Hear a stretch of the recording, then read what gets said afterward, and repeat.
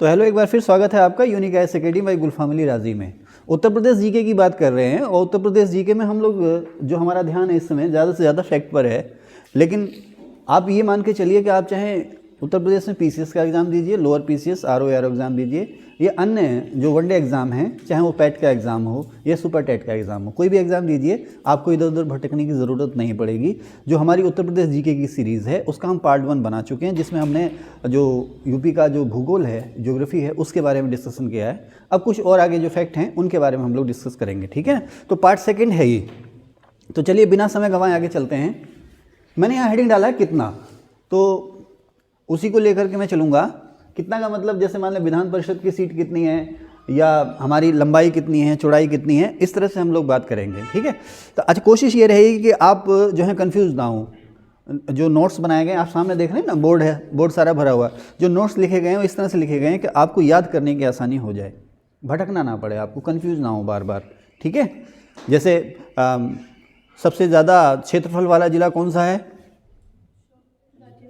लखीमपुर खीरी, सोनभद्र, हरदोई और प्रयागराज। तो उसके लिए हमने फार्मूला बना रखा है ना। तो इस तरह से चलेंगे जिससे कि याद करने में आपको बहुत आसानी हो जाए। ये तरीका आपको कहीं नहीं मिलेगा, ये अपना ईजाद किया हुआ तरीका है, ठीक है। तो कितना में हमारा जो एरिया है वो है 2,40,928 स्क्वायर किलोमीटर। ये भारत के कुल एरिया का 7.33% है, ठीक है। 2,40,928 स्क्वायर किलोमीटर एरिया है उत्तर प्रदेश का, जो भारत के कुल एरिया का 7.33% है। जिले 75 हैं, ब्लॉक हमारे यहाँ हैं 826, 826 ब्लॉक है। जो अद्यतन स्थिति है, अप टू डेट को हिंदी में क्या कहते हैं? अद्यतन, है ना, अभी तक का। तो अभी तक जो ब्लॉक है हमारे यहाँ वो 826 हैं, मंडल 18 हैं, तहसील 351 हैं, विधानसभा सीट जो है वो 403 है। पहले 403 + 1 लिखते थे, एंग्लो इंडियन मनोनयन, वो कहानी अब खत्म हो गई है। अब एंग्लो इंडियन का मनोनयन खत्म हो गया, अब 403 सीट ही हैं, 403 ही विधानसभा में सीटें हैं और 403 ही निर्वाचन क्षेत्र है, ठीक है। अब विधान परिषद की सीट हमारे यहाँ 100 हैं। एक बार 108 दे दिया था तो उसको आयोग ने सही माना था। उसने पूछा था कि उत्तर प्रदेश में विधान परिषद की सीट कितनी है, उसमें 100 ऑप्शन नहीं था, 108 ऑप्शन था। तो उसने सही माना। वो इसलिए माना कि उत्तराखंड के गठन से पहले 108 सीट थी विधान परिषद की, लेकिन अब 100 सीट हैं। 8 विधान परिषद सीट जो है वो ख़त्म हो गई थी, उत्तराखंड के खाते में चली गई थी। उत्तराखंड में विधान परिषद अब है नहीं, ठीक है। तो यूपी में जो विधान परिषद की जो कुल सीट हैं वो 100 हैं। लोकसभा की सीट है हमारे यहाँ 80 और राज्यसभा के सदस्य जो चुने जाते हैं उत्तर प्रदेश पे वो कुल चुने जाते हैं 31। लंबाई जो है 650 किलोमीटर उत्तर प्रदेश की और चौड़ाई 240 किलोमीटर, ठीक है ना। चौड़ाई का मतलब है नॉर्थ से साउथ तक की जो हमारी लंबाई है वो 240 किलोमीटर है। और जिसे मैंने लंबाई लिखा है वो आप ये मान के चलिए कि पश्चिम से पूर्व की जो लंबाई है वो 650 किलोमीटर है, ठीक है ना। अगर आप मैप में देखेंगे तो उत्तर प्रदेश जो है वो एक शेर के समान नज़र आता है। जैसे शेर बैठा होता है ना सीना तान के, उसी तरह से बैठे हुए शेर की तरह उत्तर प्रदेश नज़र आता है मैप अगर आप देखेंगे तो। हमारा जो राजकीय वृक्ष है अशोक, उसे सीता अशोक भी कहते हैं, और राजकीय पशु है बारहसिंगा। हमारा जो राज चिन्ह है उसमें 2 मछलियाँ हैं, इस शेप में 2 मछलियाँ हैं और बीच में धनुष पर तीर खिंचा हुआ है। खिंची हुई कमान है, उस पर तीर खिंचा हुआ है, ठीक है ना। ध्यान रखना, कमान जो है वो खिंची हुई है और उस कमान में तीर है। राज चिन्ह, उत्तराखंड का राज चिन्ह क्या है? 3 पर्वत की चोटियाँ, 4 लहरें और बीच में अशोक स्तंभ, है ना। तो 2 मछली, तीर है और धनुष है, वो हमारे उत्तर प्रदेश के राज चिन्ह में। हमारा राष्ट्रीय पक्षी है सारस, जिसे क्रोंच भी कहते हैं, है ना। और भारत का राष्ट्रीय पक्षी क्या है आप बताओ? हाँ, मोर, वेरी गुड, ठीक है ना। हमारी राजकीय भाषा पहली हिंदी और दूसरी जो बनी है वो बनी उर्दू। राजभाषा उत्तर प्रदेश की पहली हिंदी, दूसरी उर्दू। अगर एरिया की बात करें तो राजस्थान, एमपी और महाराष्ट्र के बाद यूपी का 4था नंबर है एरिया में। आबादी में पहले नंबर में, आप लोग जानते ही हो, है ना। एरिया में 4थे नंबर पे हम। हमारा जो देशांतरी और अक्षांश विस्तार है उसकी अगर हम बात करें तो हम 77 डिग्री 30 मिनट पूर्वी देशांतर से शुरू करेंगे। जो पूर्वी देशांतर है, अच्छा देखो, पूर्वी देशांतर इधर से शुरू होगा ना, इधर से इधर को जाएगा। नहीं, ये तो पश्चिम दिशा हो गई, ठीक है ना, ये पश्चिम दिशा हो गई। मैप में आप देखेंगे तो भूमध्य रेखा, जो मैं सही बोल रहा हूँ, भूमध्य रेखा जो है 0 डिग्री अक्षांश रेखा, उससे इधर को पूरब होगा ना। तो 1 डिग्री, 2 डिग्री, 3 डिग्री ऐसे करके चलेंगे, पश्चिम में उधर को चलेंगे। तो 77 डिग्री 30 मिनट पूर्वी देशांतर से 84 डिग्री 39 मिनट पूर्वी देशांतर तक उत्तर प्रदेश का फैलाव है। और अक्षांशों की बात करें तो 23 डिग्री 52 मिनट उत्तरी अक्षांश से 31 डिग्री 28 मिनट उत्तरी अक्षांश तक हम फैले हुए हैं। अक्षांश का जो विस्तार है, कुल अक्षांश विस्तार है हमारे यहाँ 60 डिग्री 36 मिनट और कुल देशांतर विस्तार है 60 डिग्री 9 मिनट। ठीक है ना, देशांतर विस्तार 60 डिग्री 9 मिनट और अक्षांश विस्तार जो है वो 60 डिग्री 36 मिनट है। अगर हम सीमाओं की बात करें तो उत्तर प्रदेश की सीमाएं भारत में सबसे ज़्यादा राज्यों से मिलती है, 8 राज्यों से, और एक केंद्र शासित प्रदेश दिल्ली। अगर पूछे कि भारत में उत्तर प्रदेश की सीमा कितनी इकाइयों से मिलती है तो 9 इकाइयाँ, 9 यूनिट हैं, है ना। जो केंद्र शासित प्रदेश हैं वो भी भारत की यूनिट या इकाइयाँ हैं। लेकिन अगर राज्य पूछे तो 8 राज्य, और उसमें अगर आप केंद्र शासित प्रदेश दिल्ली जोड़ दो तो 9वां वो हो जाता है। जैसा क्वेश्चन पूछे वैसा आंसर देना आप लोग। सबसे ज़्यादा जो बाउंड्री हमारी मिलती है वो एमपी से मिलती है, 11 जिले हैं। कुछ कह रहे हैं आप? एमपी की सीमा 11 जिलों से मिलती है। सबसे लंबी जो सीमा रेखा हमारी मध्य प्रदेश से 11 जिलों से सीमा मिलती है, और झारखंड, छत्तीसगढ़ और हिमाचल प्रदेश, इससे हमारे एक एक जिले की सीमा मिलती है। झारखंड की सीमा सोनभद्र से, छत्तीसगढ़ की सीमा भी सोनभद्र से, और हिमाचल प्रदेश की सीमा मिलती है सहारनपुर से। ठीक है। उत्तराखंड और नेपाल से हमारे 7-7 जिले मिलते हैं। उत्तराखंड से भी 7 और नेपाल से भी 7 जिले मिलते हैं। ये मैंने आपको पहले पार्ट में जब मैंने आपको भूगोल पढ़ाया उत्तर प्रदेश का, तो उसमें दिखाया भी है मैप में। तो अगर आपने पहला पार्ट मिस कर दिया तो देखिए उसको। दिल्ली और राजस्थान से हमारे 2-2 जिले मिलते हैं। राजस्थान से कौन से जिले मिलते हैं? आगरा और मथुरा। और दिल्ली से ग्रेटर नोएडा और गाजियाबाद, ग्रेटर नोएडा। ठीक है ना, गाजियाबाद और ग्रेटर नोएडा जो है वो दिल्ली से मिलते हैं। हरियाणा से 6 जिले मिलते हैं। नगर निगम जो हैं उत्तर प्रदेश में कुल 17 हैं, कुल 17 नगर निगम हैं।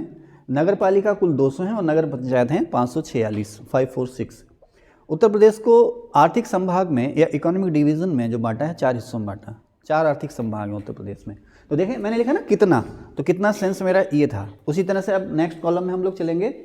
उत्तर प्रदेश में अगर हम लाइफ एक्सपेक्टेंसी या जीवन प्रत्याशा की बात करें, जीवन प्रत्याशा समझते हैं कि जन्म, आपका जब जन्म हुआ तो कितनी आशा है, कितना लंबा अगर आप जिएंगे, है ना, कोई हादसा ना हो तो क्या उम्मीद है, कितना लंबा आप जी सकते हैं। तो उत्तर प्रदेश में जो जीवन प्रत्याशा है, कुल जीवन प्रत्याशा, वो 65.6।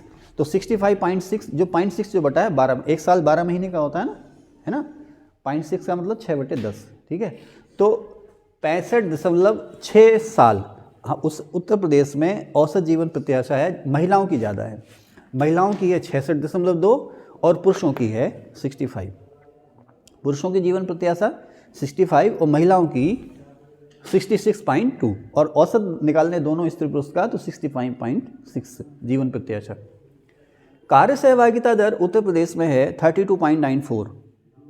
कार्य सहभागिता दर, इसका मतलब समझते हैं कि 100 कामगारों में स्त्रियां कितनी हैं और पुरुष कितने हैं। ठीक है, मतलब अगर बाहर 100 लोग काम करने जा रहे हैं, बाहर घर में नहीं, खेती में काम करने जाएं, किसी मॉल में काम करने जाएं, नौकरी, सरकारी नौकरी, प्राइवेट नौकरी, मजदूरी कर रहे हैं, 100 लोग अगर इस तरह से मैन पावर में हैं, ठीक है ना, वर्क फोर्स में 100 लोग हैं, तो उसमें स्त्रियां कितनी हैं? 32.4 जो हैं उसमें स्त्रियां, ये कम माना जाता है ना, कार्य सहभागिता दर तो कम है।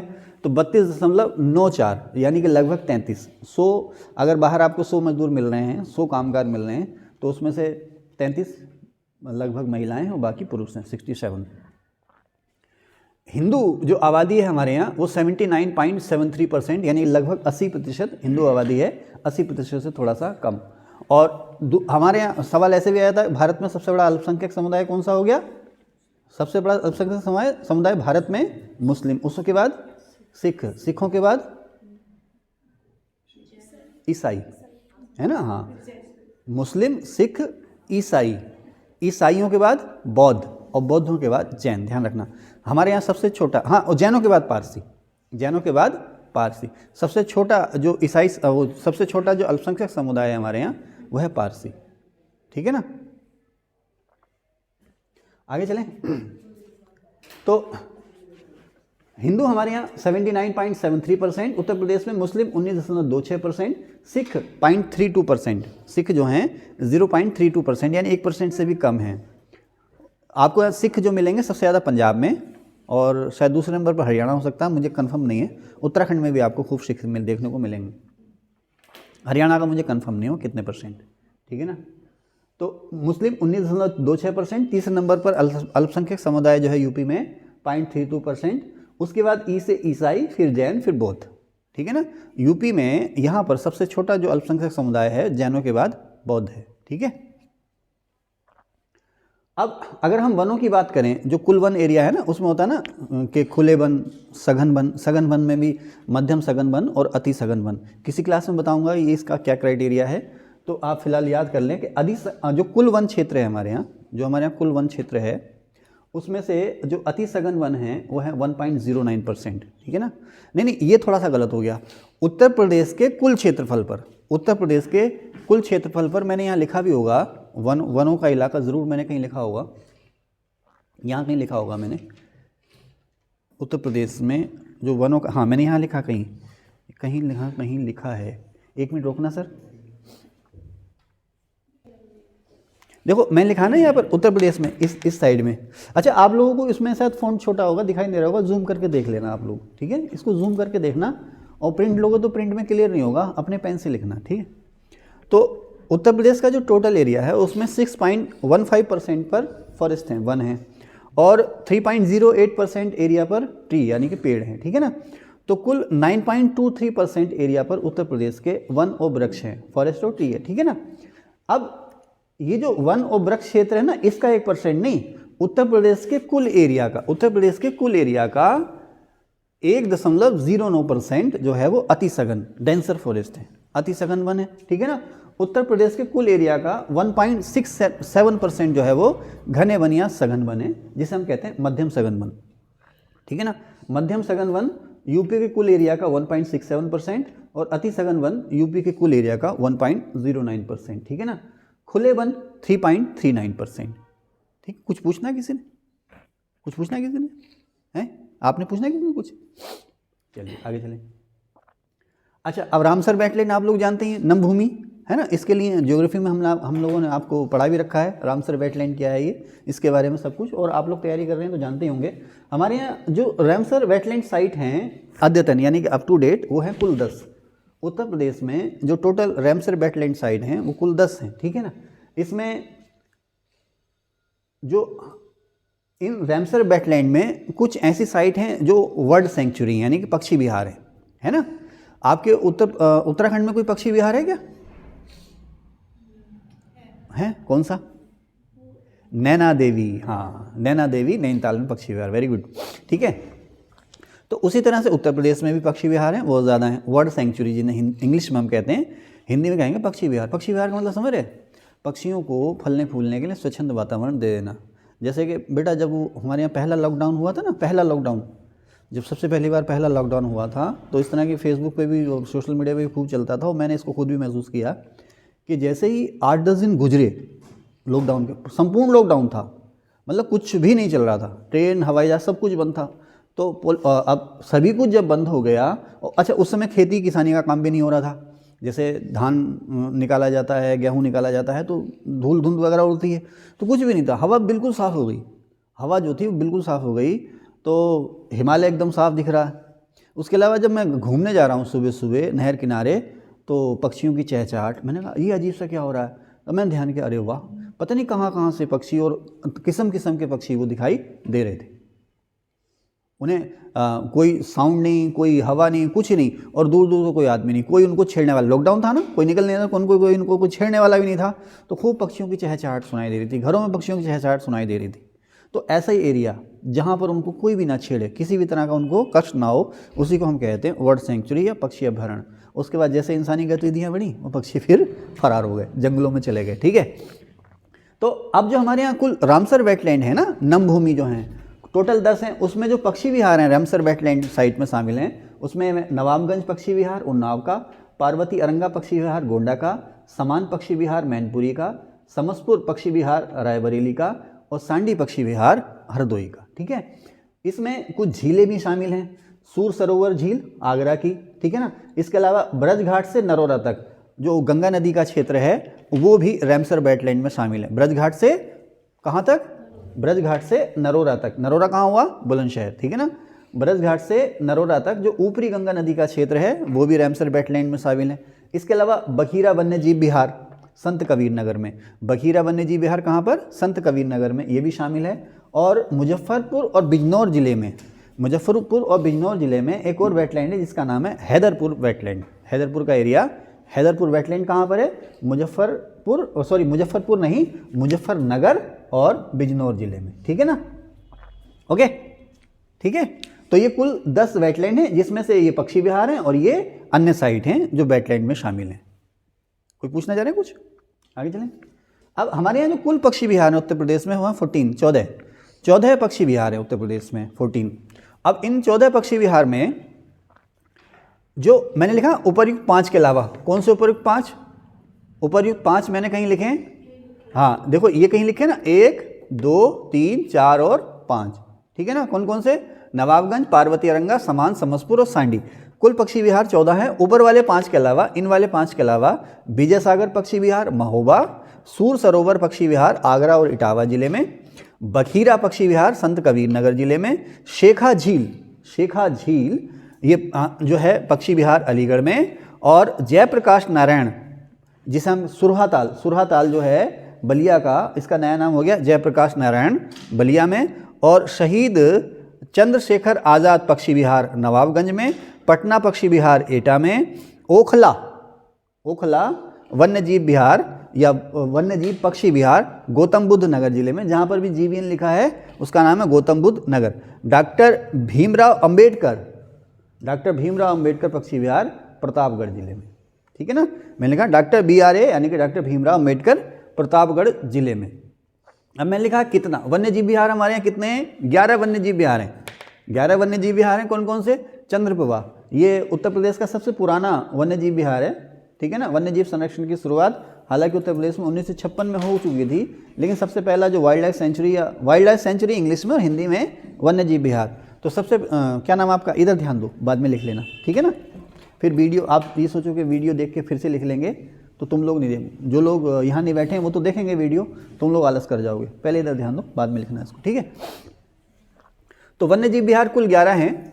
सबसे पहला चंद्रप्रभा था। चंद्रप्रभा वन्यजीव विहार चंदौली, ये पहले वाराणसी जिला होता था, अब उससे कट के हो गया चंदौली, ठीक है ना। जैसे मुजफ्फरनगर से हट के कौन सा हो गया? शामली। और कासगंज जिला किससे कट के बना? कीर्ति एटा से, शाबाश। तो वन्यजीव विहार कुल 11 हैं। चंद्रप्रभा चंदौली का। अब दूसरा राष्ट्रीय चंबल अभ्यारण्य, इसका नाम है राष्ट्रीय चंबल अभ्यारण्य, आगरा और इटावा जिले में।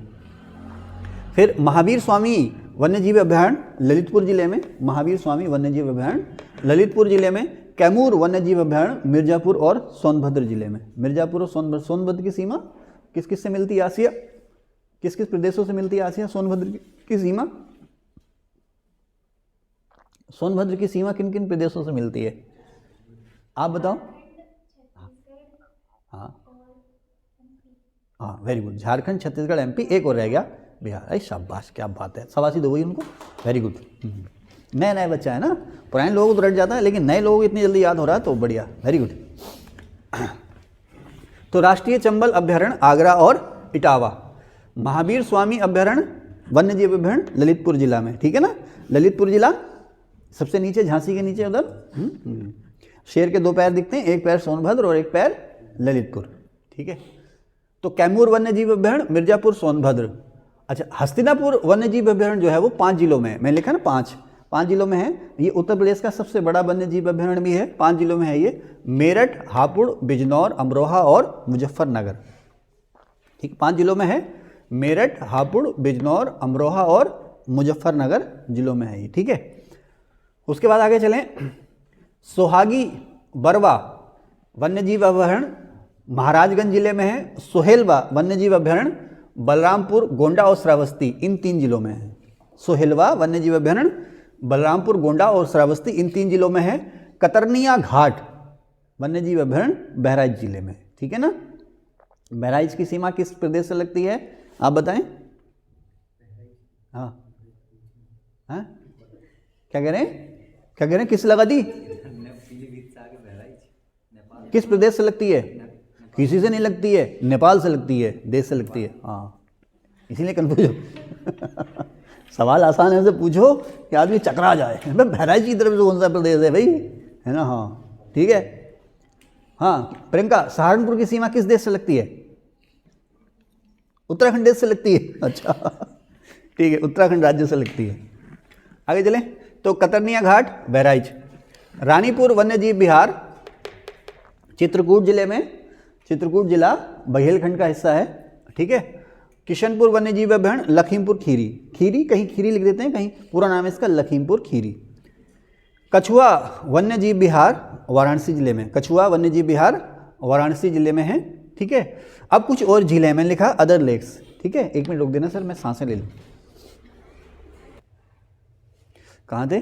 हाँ, अब अन्य झीलों की बात करें, अदर लेक्स की, तो कीठम झील, इसको हम सूर सरोवर झील भी कहते हैं। गौर झील रामपुर में है। बड़ा ताल झील गोखुर झील है, बड़ा ताल झील गोखुर झील है, शाहजहांपुर में है। सुरहा ताल झील बलिया में है, जो जिसका नया नाम हो गया जयप्रकाश नारायण सरोवर। राजा का बांध सुल्तानपुर जिले में है। अच्छा, अब आगे चलें। हमारे यहाँ जो प्रति व्यक्ति दूध उपलब्धता है उत्तर प्रदेश में, वो 392 ग्राम यानी कि लगभग 400 ग्राम प्रति व्यक्ति है प्रतिदिन। भरपूर है ये, लगभग 400 ग्राम दूध की उपलब्धता प्रति व्यक्ति प्रतिदिन भरपूर है, ठीक है। तो दूध की उपलब्धता, एक बार सवाल ये भी आ गया था, उत्तर प्रदेश में जो है 392 ग्राम प्रति व्यक्ति प्रतिदिन। सिंचित क्षेत्र का मतलब क्या होता है? जो बोया हुआ क्षेत्र है ना, कहते हैं ना शुद्ध बोया हुआ क्षेत्र, जहाँ पर खेती हो रही है। तो हमारे यहाँ शुद्ध बोया क्षेत्र है, जहाँ पर एक तो कृषि की ज़मीन, लेकिन वहाँ पर खेती नहीं हो रही, ज़मीन बंजर पड़ी है ना। लेकिन सरकारी एरिया, सरकारी रिकॉर्ड्स में वो खेती की ज़मीन है। अब खेती की ज़मीन थी, नदी काट के ले गई, या खेती की ज़मीन थी, रेगिस्तान बढ़ गया वहाँ पर, है ना। तो जहाँ पर खेती हो रही है उसे हम कहते हैं शुद्ध बोया हुआ क्षेत्र। तो उसमें से कितने % एरिया ऐसा है जहाँ पर सिंचाई का कोई साधन है, चाहे नहर हो, तालाब हो, कुआँ हो, ठीक है ना, झील हो, घाट हो, है ना, किसी भी तरह का जो साधन है कृत्रिम रूप से जहाँ पर सिंचाई हो रही है। प्राकृतिक सिंचाई केवल और केवल वर्षा से हो रही है ना। प्राकृतिक सिंचाई का साधन केवल वर्षा है, ठीक है ना।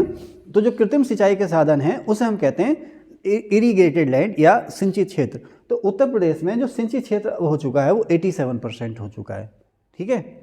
अब इसमें जो सबसे ज़्यादा जो सिंचाई होती है, अक्सर सवाल आता है कि उत्तर प्रदेश में सिंचाई का सबसे बड़ा साधन कौन सा है? नलकूप। इसको आमतौर पर हम लोग क्या कहते हैं ना, आर्टिजन पंपिंग सेट, है ना, होता है ना, होता है ना, इंजन, डीजल इंजन होता है, उससे हैंडल मारा टुक टुक टुक टुक टुक टुक टुक। गर्मियों में कितना अच्छा लगता है वो, है ना, कितना अच्छा लगता है ना, मई जून के महीने में, अप्रैल मई जून में कितना अच्छा लगता है वो। मैं भी कभी कभी सुबह टहलने जाता हूँ ना, तो सुबह 7 बजे इतनी गर्मी होती है, सुबह 7 बजे इतनी गर्मी होती है कि वो, आप धान के खेत हैं, वहाँ पर इंजन चलते रहते हैं, डुबकी लगा लेते हैं, डुबकी लगा लेते हैं, टहल लेंगे डुबकी लगाते हैं, और घर आते आते सूख गए, इतनी गर्मी होती है, ठीक है।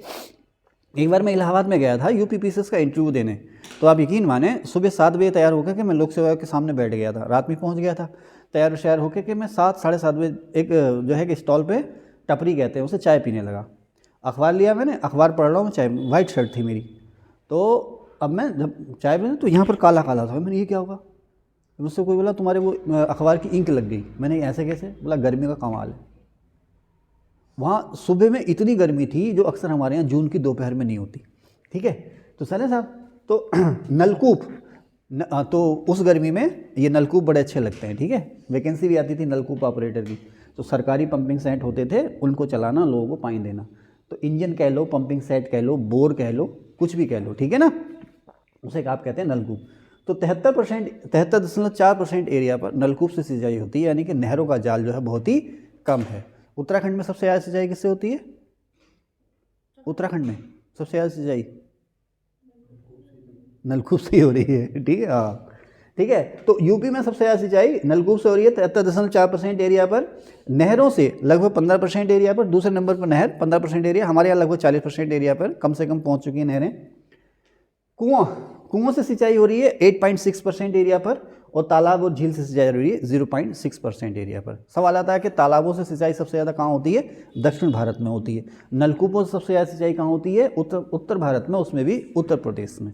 उत्तर प्रदेश में सबसे ज़्यादा सिंचाई किससे होती है? नलकूप से, दूसरे नंबर पर नहर पे। लगभग हर एग्जाम में ये सवाल रखा रहता है, ठीक है। उत्तर प्रदेश को जो है कि मौसम के अनुसार, मौसम मिट्टी के अनुसार जो है कुल 9 कृषि जलवायु प्रदेशों में बांटा गया। ये सवाल भी अक्सर आ जाता है ना, जैसे बघेलखंड क्षेत्र, बुंदेलखंड क्षेत्र, गंगा यमुना का ऊपरी दोआब, मध्य दोआब, निचला दोआब, ये अलग अलग जो हैं इन्हें हम कहते हैं एग्रो क्लाइमेट जोन या कृषि जलवायु क्षेत्र। कुल 9 हैं उत्तर प्रदेश में, ठीक है। आगे चलें। अब बात आती है सबसे पहला, तो उत्तर प्रदेश में सबसे पहला जो WLS माने वाइल्ड लाइफ सेंचुरी, सबसे पहला जो वन्य जीव अभ्यारण्य था वो था चंद्रप्रभा चंदौली जिले में। चंद्रप्रभा पहले वाराणसी जिले में होता था, अब चंदौली जिले में है, ठीक है। सबसे पहला नेशनल पार्क, राष्ट्रीय उद्यान उत्तराखंड का आप बताओ तो, उत्तराखंड का सबसे पहला नेशनल पार्क कौन सा है ना, आप बताओ। नेशनल पार्क, उत्तराखंड का सबसे पहला नेशनल पार्क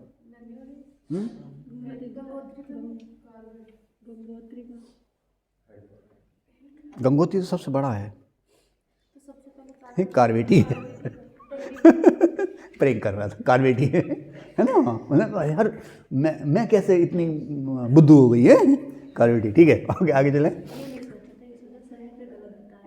अच्छा ये नहीं सोचा था, मतलब इतना कॉन्फिडेंस नहीं अपने ऊपर है, नहीं अपने ऊपर पूरा भरोसा है कि अगर सर ने कह दिया आपने मना किया तो मैंने सोचा फिर आपने गलत बताया। तो सबसे पहला वन्यजीव विहार चंद्रप्रभा चंदौली का, सबसे पहला उत्तर प्रदेश का नेशनल पार्क दुधवा लखीमपुर खीरी, दुधवा लखीमपुर खीरी, पीलीभीत जिले से मिलता है, नेपाल से ही मिलता है ये, ठीक है ना।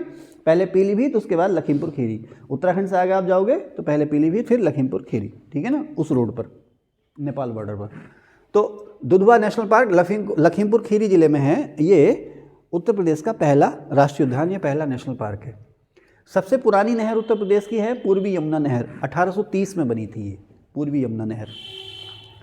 सबसे पहला टाइगर रिजर्व, जैसे उत्तराखंड का सबसे, भारत का या उत्तराखंड का सबसे पहला टाइगर रिजर्व कार्बेट है, तो उत्तर प्रदेश का पहला टाइगर रिजर्व है दुधवा नेशनल पार्क, वही लखीमपुर खीरी का, सन 1987-88 में प्रोजेक्ट टाइगर में जुड़ा था, ठीक है। अच्छा ये 2 बार लिख दिया, सबसे पहला wild life sanctuary Chandraprabha Chandauli. अच्छा हमारा पहला और एकमात्र जो मयूर संरक्षण केंद्र है, मयूर संरक्षण केंद्र वृंदावन मथुरा में, वृंदावन किस जिले में, मथुरा जिले में, ठीक है ना। यूपी की सबसे लंबी नहर, सबसे लंबी सिंचाई नहर शारदा नहर, सबसे ऊंचा बांध कालागढ़ डाम बिजनौर का, ठीक है ना, कालागढ़ डाम बिजनौर का, कौन सी नदी पर, रामगंगा नदी पर, है ना। सबसे बड़ा वन्यजीव विहार हस्तिनापुर वन्यजीव विहार, यहाँ में लिखा भी है 5 जिलों से गुजरता, 5 जिलों में है ये हस्तिनापुर वन्यजीव विहार, मेरठ, हापुड़, बिजनौर, अमरोहा, मुजफ्फरनगर में, है ना। सबसे ज़्यादा BPL आबादी हरदोई जिले में, सबसे कम BPL आबादी बागपत जिले में। सबसे ज़्यादा विधानसभा सीट इलाहाबाद जिले में, कुल 11 विधानसभा सीट, कुल 11 सबसे ज़्यादा इलाहाबाद जिले में। सबसे ज़्यादा वोटों वाली जो विधानसभा सीट है वो गाज़ियाबाद है। उत्तराखंड में सबसे ज़्यादा वोटों वाली विधानसभा सीट कौन सी है, हरिद्वार विधानसभा वाली है, लोकसभा वाली हरिद्वार, हरिद्वार शहर, हरिद्वार ग्रामीण तो विधानसभाएं हुई। उत्तराखंड में सबसे ज़्यादा वोटों की संख्या वाली जो लोकसभा सीट है वो हरिद्वार है, ठीक है ना। आपने याद करना है, यहाँ पर मैं बता रहा हूँ, आप मुझे ढूंढ के बताना कि उत्तराखंड में सबसे ज़्यादा वोटर वाली विधानसभा सीट कौन सी है, मुझे कंफर्म नहीं है, लेकिन मुझे ये कंफर्म है कि यूपी में सबसे ज़्यादा विधानसभा सीट वाली है गाज़ियाबाद, सबसे ज़्यादा वोटर वाली विधानसभा सीट है गाज़ियाबाद। सबसे ज़्यादा विधानसभा सीटें कुल 11 इलाहाबाद में, और एक ऐसी सीट जहाँ पर सबसे ज़्यादा वोटर हों विधानसभा की वो है गाज़ियाबाद।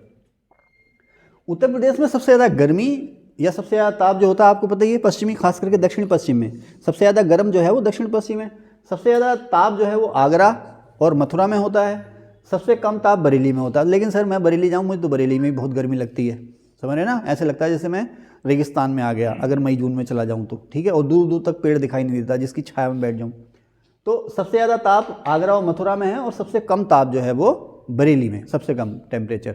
अच्छा वो एक सवाल आता है कि उत्तराखंड में मैदानी क्षेत्रों में सबसे ज़्यादा ताप कहाँ पर है, उत्तराखंड में पंतनगर को बताते हैं, लेकिन साहब मुझे तो हरिद्वार में बहुत ज़्यादा गर्मी लगती है, हरिद्वार की तरफ को, ठीक है, खैर होगा जो भी है। तो सबसे ज़्यादा ताप जो है उत्तर प्रदेश में आगरा मथुरा में, और सबसे कम ताप बरेली में। वर्षा उत्तर प्रदेश में सबसे ज़्यादा पूरब में होती है, उसके बाद मध्य उत्तर प्रदेश में जाओगे घट जाएगी, और सबसे कम बारिश होती है पश्चिम में। उत्तर प्रदेश में पूरब से पश्चिम की ओर जाओगे तो बारिश घटती जाएगी, लेकिन सबसे ज़्यादा जो बारिश होती है उत्तर प्रदेश में, पूर्वी उत्तर प्रदेश में होती है, सबसे कम पश्चिमी उत्तर प्रदेश में होती है। लेकिन अगर वो दक्षिण पश्चिम दे दे ऑप्शन ना, तो सबसे कम बारिश जो है वो साउथ वेस्ट में, राजस्थान से लगते इलाकों में, कौन सा, मथुरा। तो सर्वाधिक वर्षा पूरब में खास करके गोरखपुर जिला में, और सबसे कम वर्षा पश्चिम में खास करके मथुरा जिला में।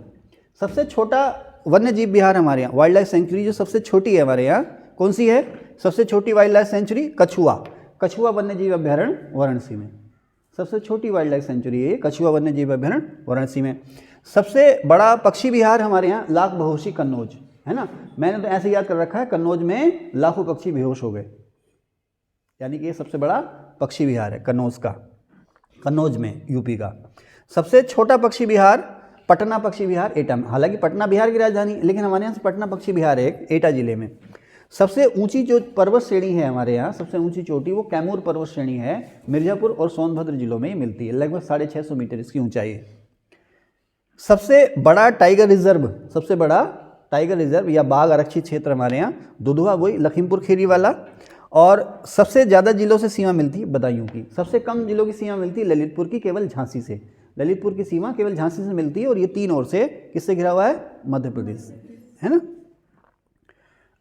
एरिया में हमारे यहाँ सबसे बड़ा जो जिला है वो लखीमपुर खीरी, उसके बाद सोनभद्र, फिर सीतापुर और फिर प्रयागराज।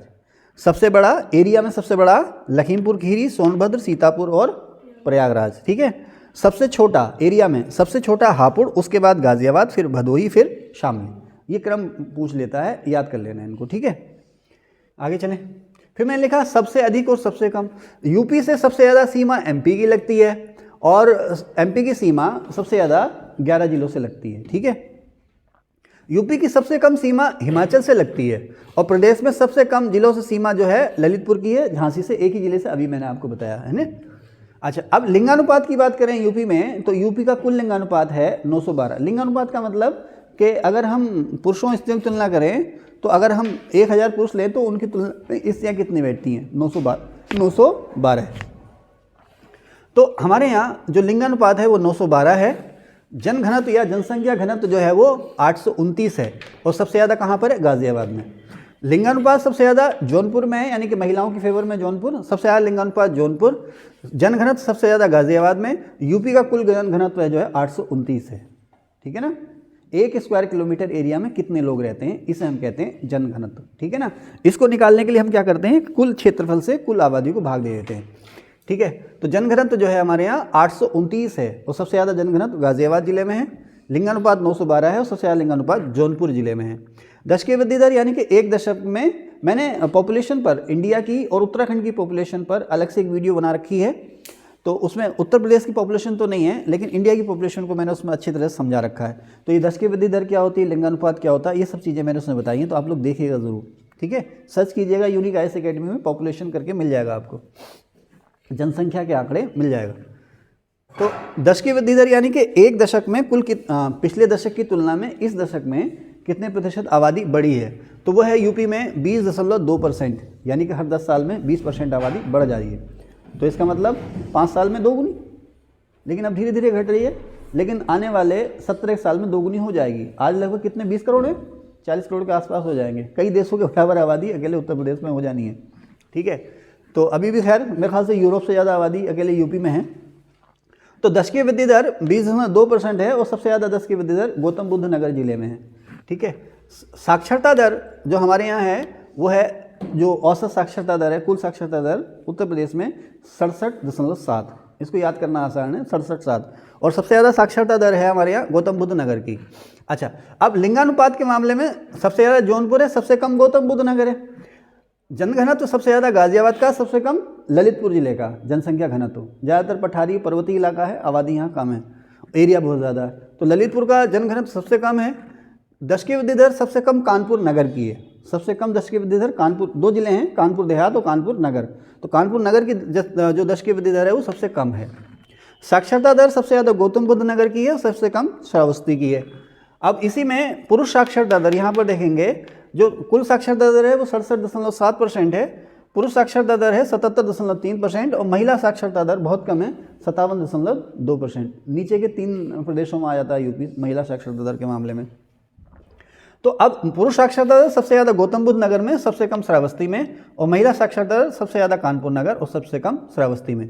तो कुल साक्षरता दर के मामले में सबसे ज़्यादा साक्षरता दर गौतम बुद्ध नगर, सबसे ज़्यादा पुरुष साक्षरता भी गौतम बुद्ध नगर, ठीक है। सबसे ज़्यादा महिला साक्षरता दर कानपुर नगर में, लेकिन बाकी तीनों मामलों में सबसे कम साक्षरता, सबसे कम पुरुष साक्षरता, सबसे कम महिला साक्षरता श्रावस्ती में, ठीक है ना। और इसके बाद है, मैंने इसका फार्मूला बना रखा, श्रावल बहरायूं, श्रावस्ती बलरामपुर और ललितपुर, बहराइच बताऊँ, लेकिन अलग से लिखाऊंगा आपको ये फार्मूला ना लास्ट के समय में। अभी आपका पेपर होने वाला ना आर ओ एरो का, उसके बाद फिर पीसीएस पर ये होना है, ठीक है, तो उसी को मद्देनज़र हम लोग इसकी तैयारी कर रहे हैं।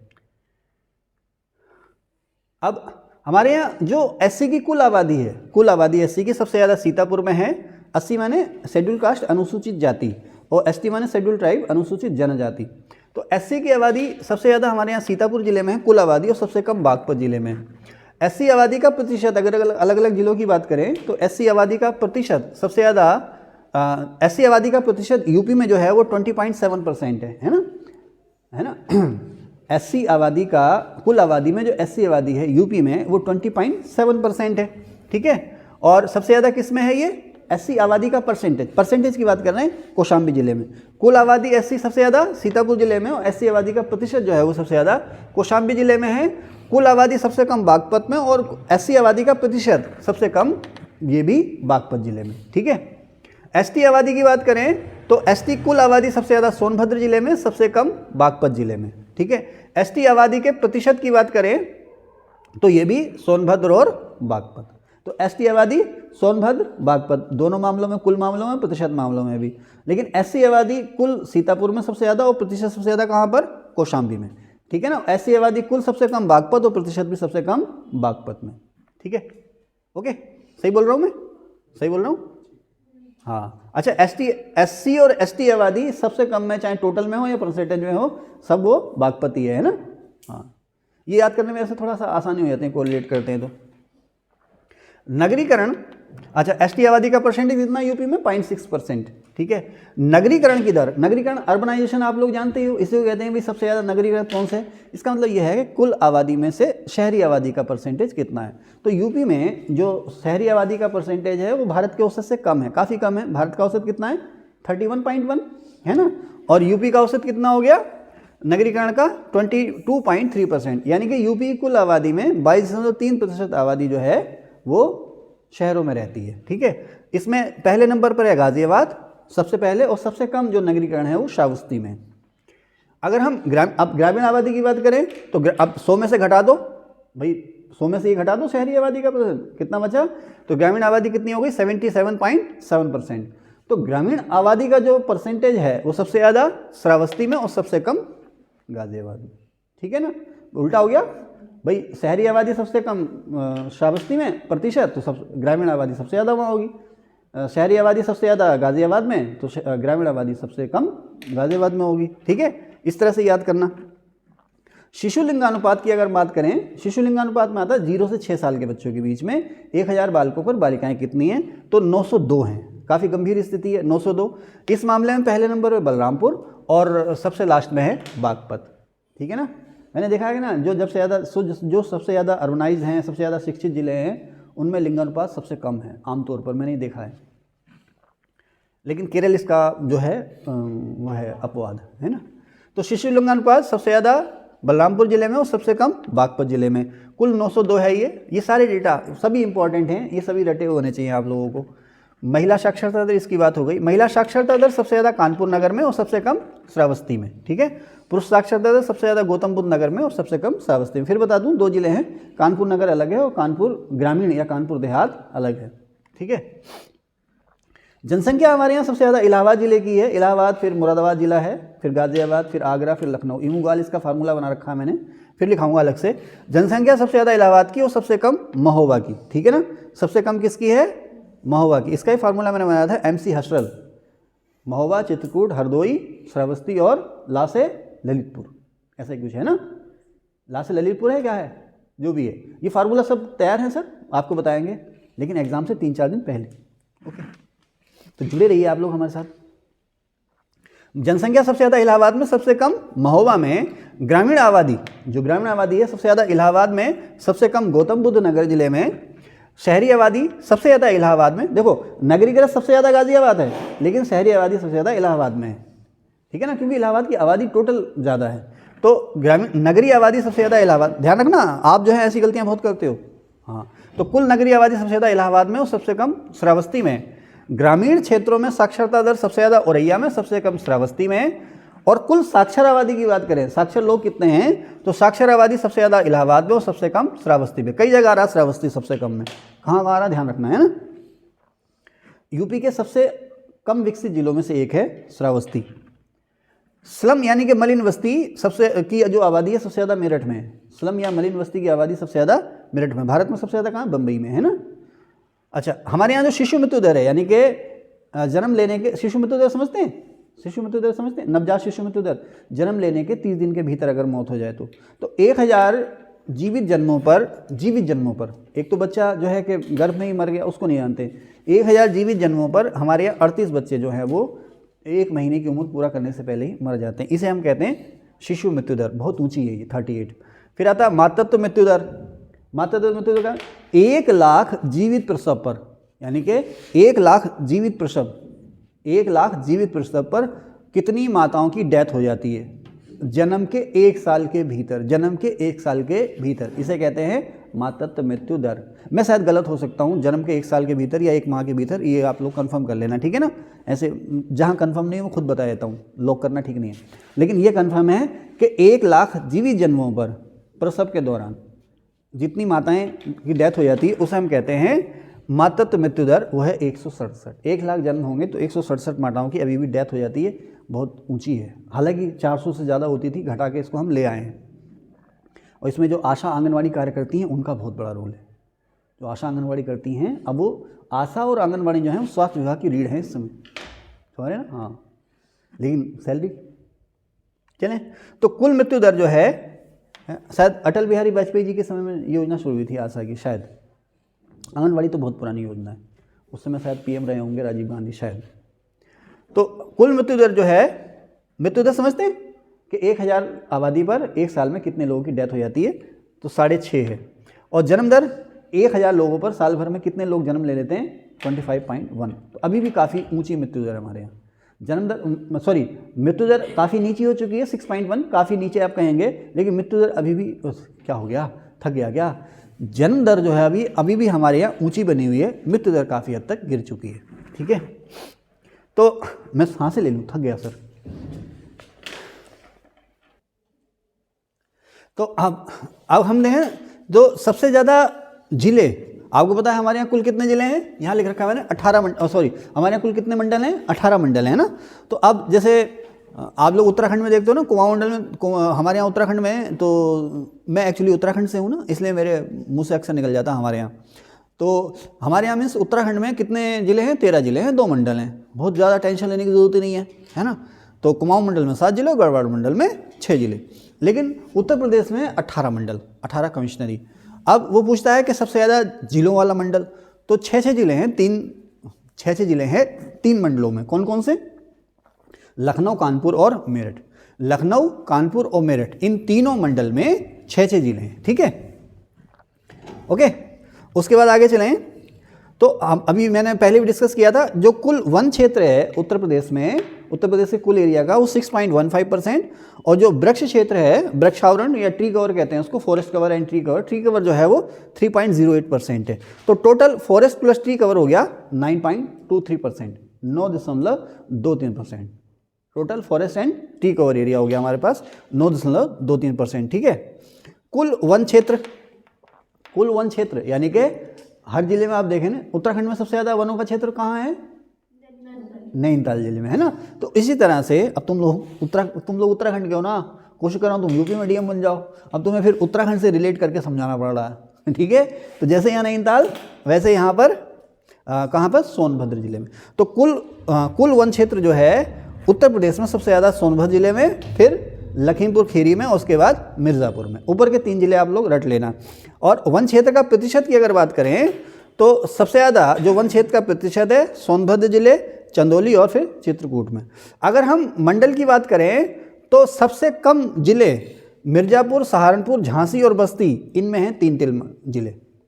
भाई सबसे ज़्यादा 6 जिले, 3 मंडल हैं, लखनऊ, कानपुर और मेरठ, और सबसे कम 3 जिले, 3 जिलों से कम जो है किसी मंडल में नहीं है, मिर्ज़ापुर, सहारनपुर, झांसी और बस्ती। वन क्षेत्र सबसे ज़्यादा सोनभद्र, लखीमपुर खीरी, मिर्ज़ापुर, और सबसे कम भदोही, मऊ और मैनपुरी, ठीक है ना, भदोही, मऊ और मैनपुरी। वन क्षेत्र का प्रतिशत जिलों में सबसे कम भदोही, मऊ और मैनपुरी। तो ये आपको परेशान नहीं करने जा रहा है, दोनों मामलों में एक ही है, भदोही, मऊ और मैनपुरी, ठीक है ना। कुल वन क्षेत्र सबसे ज़्यादा सोनभद्र, लखीमपुर, मिर्जापुर, और प्रतिशत सोनभद्र, चंदौली और चित्रकूट, ठीक है। तो ये सारा हो गया, ये भी हो गया। अब हमारा रह गया ये वाला इलाका, थोड़ा सा हम इधर ही ध्यान देंगे सर हैं। मैं लाइट थोड़ी पीछे कर देता हूँ, आप यह दिखाई दे रहा है, ओके, मैं दिखाई दे रहा हूँ, ठीक हो गया। लाइट तो नहीं आ रही ना, उसमें लोगों को बोर्ड देखने की परेशानी होगी, थोड़ा पीछे कर देता हूँ, अब ठीक है। मध्य प्रदेश से 3 ओर से घिरा हुआ है, ठीक है ना, मध्य प्रदेश से, चलो मैं इधर ही खड़ा हो जाता हूँ, कोई दिक्कत नहीं है। मध्य प्रदेश से 3 ओर से घिरा है ललितपुर। मध्य प्रदेश को 2 बार छूता है झांसी, झांसी जो है मध्य प्रदेश से एक बार इधर से एक बार इधर से 2 बार सीमा मिलाता है। राजस्थान को 3 बार टच करता है आगरा। सोनभद्र जो है 4 राज्यों से घिरा हुआ है, मध्य प्रदेश, छत्तीसगढ़, झारखंड और बिहार। सबसे नया और 18वां मंडल है अलीगढ़। सबसे नए जिले जो हैं वो हैं हापुड़, शामली और संभल। अगर अब जैसे ना, जैसे हमारे यहाँ ऊधम सिंह नगर जिला है उत्तराखंड में, तो इसका मुख्यालय कहाँ पर है, रुद्रपुर। उसी तरह से गोपेश्वर जिला, चमोली जिला है, उसका मुख्यालय कहाँ पर है, गोपेश्वर। अब जैसे कुमाऊं मंडल का मुख्यालय नैनीताल, गढ़वाल मंडल का मुख्यालय श्रीनगर, है ना। तो कुमाऊं गढ़वाल स्पेशल शहर तो हमारे यहाँ कोई है नहीं। तो इसी तरह से चित्रकूट मंडल का मुख्यालय है बांदा, देवी पाटन का गोंडा, अयोध्या का अयोध्या ही, ठीक है ना। अयोध्या का पुराना नाम, अयोध्या जिले का पुराना नाम होता था फैजाबाद, मंडल का नाम भी फैजाबाद होता था। तो ये आ जाता चित्रकूट का बांदा। उसी तरह से कुछ ज़िले हैं जैसे खलीलाबाद और कुछ ज़िले हैं यूपी में ना, जिनके ज़िलों के हेडक्वार्टर के नाम ज़िले से मिलते जुलते नहीं है, वो अलग से लिखाऊंगा मैं आपको, ठीक है। चीड़ के पेड़ से बिरोजा और तारपीन खूब मिलता है, तवसुम गलत कराइए, अभी ये यू सेट में क्वेश्चन आया था, पता नहीं उत्तराखंड में आया था। चीड़ के पेड़ से बिरोजा और तारपीन मिलता है, बिरोजा और तारपीन का तेल, ठीक है ना। खैर की लकड़ी से कत्था बनता है, ये तो सभी जानते होंगे, खैर की लकड़ी से कत्था बनता है। तेंदू पत्ता छत्तीसगढ़ में खूब होता है, उससे बीड़ी बनती है। बीड़ी का जो पत्ता होता है ना, बीड़ी, वो तेंदू पत्ता होता है, तेंदू का पेड़ होता है, उसके पत्ते से बीड़ी बनती है, छत्तीसगढ़ में खूब मिलता है। रेल के स्लीपर, रेल में बैठे हो, ट्रेन में बैठे हो, तो उसमें जो पीछे लकड़ी की जो सीट होती है ना, उसे स्लीपर बोलते हैं, उसमें आप सो भी सकते हो। तो वो किसकी लकड़ियों से बनती है, चीड़, साल, सागौन, देवदार। ये लकड़ियाँ जो है ना, इनमें जल्दी से दीमक नहीं लगती, घुन नहीं लगता इनमें, हल्की होती हैं और मजबूत भी होती हैं। अब इसी खूबी की वजह से चीड़, साल, सागौन और देवदार की लकड़ी से हम लोग जो है रेल के स्लीपर या सीटें बना लेते हैं। गोकुल पुरस्कार योजना दुग्ध उत्पादन को बढ़ावा देने से संबंधित है। संगम योजना, ये सवाल अक्सर आता है, संगम योजना किससे संबंधित है, विकलांग कल्याण से, ठीक है, अक्सर आता है ये सवाल। उत्तर प्रदेश में जो खास जू हैं, उसमें एक नवाब वाजिद अली शाह जूलॉजिकल गार्डन या नवाब वाजिद अली शाह चिड़ियाघर, ठीक है ना, कहाँ पर, लखनऊ में। अशफाकुल्ला खां, शहीद अशफाकुल्ला खां बॉटेनिकल गार्डन या शहीद अशफाकुल्ला खां प्राणी उद्यान गोरखपुर में। कानपुर प्राणी उद्यान कानपुर में, कानपुर बॉटेनिकल गार्डन कानपुर में, ठीक है। टाइगर रिजर्व की अगर हम बात करें तो टाइगर रिजर्व हमारे यहाँ दुधवा लखीमपुर खीरी में, पीलीभीत और शाहजहांपुर में, अमानगढ़ बिजनौर में। तो 3 जो हैं टाइगर रिजर्व हमारे यहाँ, कौन सा, दुधवा लखीमपुर खीरी में, पीलीभीत 2 जिलों में, पीलीभीत और शाहजहांपुर में, इसके अलावा अमानगढ़ बिजनौर में, ठीक है ना, अमानगढ़ बिजनौर में। अब ये पीलीभीत जो बना, ये बना 2014 में। यहाँ पर नदियों की बात लिखी है, इसको अलग से डिस्कस करेंगे, इसको देख लेते हैं पहले। तो यूपी जो दिवस है, यूपी का स्थापना दिवस हम मनाते हैं 24 जनवरी को। यूपी स्थापना दिवस 24 जनवरी को। उत्तर प्रदेश में जो प्रथम वन नीति लागू हुई वो 1952 में, दूसरी वन नीति 1988 में, और अब इसमें संशोधन करके नई वन नीति लागू हुई है 2017 में। वन महोत्सव हमने जो मनाने की शुरुआत की, वन महोत्सव की शुरुआत किसने की थी, के.एम. मुंशी ने, कन्हैयालाल मणिकलाल मुंशी ने 1952 से। और वन महोत्सव सप्ताह जो मनाया जाता है वो मनाया जाता है 1 से 7 जुलाई, हर साल वन महोत्सव सप्ताह 1 से 7 जुलाई। सामाजिक वानिकी भारत में शुरू हुई थी प्रोजेक्ट, ये 1976 में, यूपी शामिल हुआ था इसमें 1979 में। प्रोजेक्ट टाइगर से दुधवा जुड़ा था 1987-88 में, ठीक है। और 9 जून सन 2014 को पीलीभीत वन्यजीव अभ्यारण्य को प्रोजेक्ट टाइगर में शुरू किया गया, शामिल किया गया था। मैंने यहाँ लिखा भी है, देखो, पीलीभीत शाहजहांपुर जिले में फैला हुआ पीलीभीत वन्यजीव अभ्यारण्य 2014 में प्रोजेक्ट टाइगर में जुड़ गया था। चकबंदी योजना 1954 में शुरू हुई, किसान वही योजना 1992 में, ई डिस्ट्रिक्ट परियोजना 2009 में शुरू हुई, खूब आता है ये। और किसान मित्र योजना 18 जून 2001 से शुरू हुई, ये भी अभी खूब आ रहा है, ठीक है। तो ये यूपी जीएस का दूसरा पार्ट था। अब हम आपसे मिलेंगे इसके तीसरे पार्ट में। अगर आपको हमारा ये मेहनत अच्छी लगी हो तो प्लीज़ लाइक भी कीजिए, शेयर भी कीजिए और सब्सक्राइब भी कीजिए। Thank you.